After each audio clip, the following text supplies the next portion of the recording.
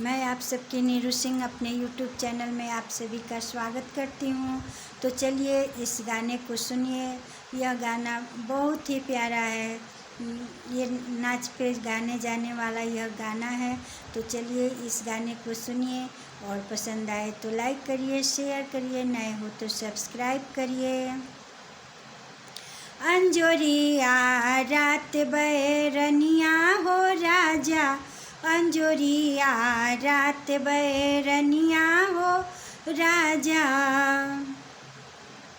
गोड़वा दाबी सस के सुतवनी, गोड़वा दाबी सस के सुतवनी। अरे तब तक ले जागे गोतिनिया हो राजा, अंजोरिया रात बैरनिया हो राजा, अंजोरिया रात बैरनिया हो राजा। अरे झगड़ा कई गोतिन के सुतवला, झगड़ा कई गोतिन के सुतवला। अरे तब तक ले जागे नदिया हो राजा, अंजोरिया रात बैरनिया हो राजा, अंजोरिया रात बैरनिया हो राजा। अरे चिमटी काटी ननद के सुतवला, चिमटी काटी ननद के सुतवला।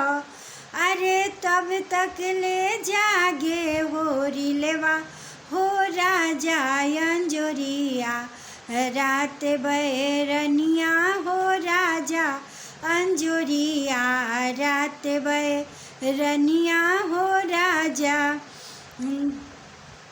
ठोकिया ठाकिया हम होरिला सुतवला, ठोकिया ठाकिया हम होरिला सुतवला।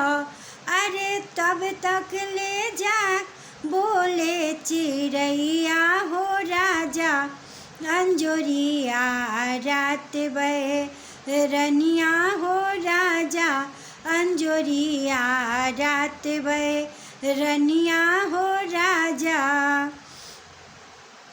अरे कंकड़ मारी चिड़ै उड़वला, कंकड़ मारी चिड़ै उड़वला।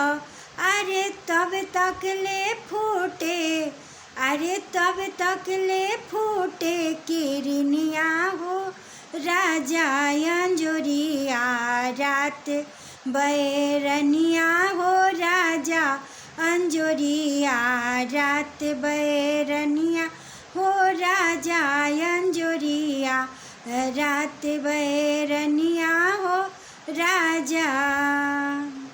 तो चलिए फिर मिलते हैं नेक्स्ट वीडियो में, तब तक के लिए बाय बाय।